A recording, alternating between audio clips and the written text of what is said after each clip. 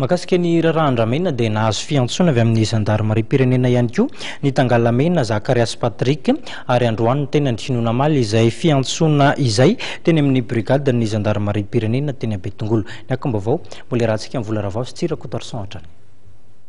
Nalaina ambavany tao amin'ny zandarmarim-pirenena Betongolo androany ny Tangalamena Zakarias Patrick noho ny fitoriana izay napetraky ny orinasa sy ilay mpanambola malagasy no tonon'ny Tangalamena Zakarias Patrick fa tafiditra amin'ny raharaha fanondranana Andramena nandritra ny fiaonany tamin'ny mpanao gazety izay notanterahana indroa taona dia ny 12 sy ny 17 oktobra lasa teo no antsoina azy androany, ary niantson'ny zandary ireo mpanao gazety telo omaly araka nambaran'ny mpisolo vavazy i Maître Willy Razafinjatovo.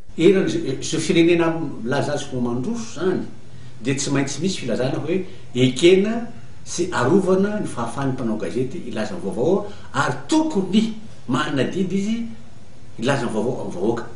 Ka raha natrika conférence de presse zany dia hoe zavatra atrehan'olona maro amin'ny toerana iseraserahan'ny be sy ny maro, ary ny asan'ny mpanao gazety milaza ny vaovao. Dia aussi zao rehefa nanatrika ny fanontaniana sy zavatra rehetra natao moa zany sy mieritreritra tena hoe asan'ny mpanao gazety zao hoe Andriamanitro dia ho aiza loatra tsikitsia rehefa ho sakana tsy hanao ny asan'ny tsony ny olona satria izay ny asan'ny mpanao gazety. Dia Andriamatoa Zakarias dia tompona andraikitra amin'ny toerana anankiray Tangalamena, fantatsika dikanantsika samy malagasy daholo, manana olo-pehiziny izy io, manana faritra anankiray izay mitoerany sy iandraiketany koa.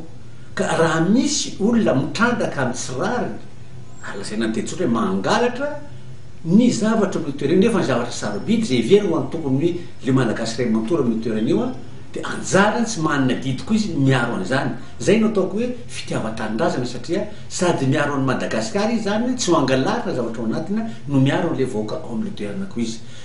Naharitra teo amin'ny manodidina ny ora enina ny fanadihadiana izay natao tamin'ny Tangalamena Zakarias Patrick, ary nalefa ny zandarin'ody izy avy eo.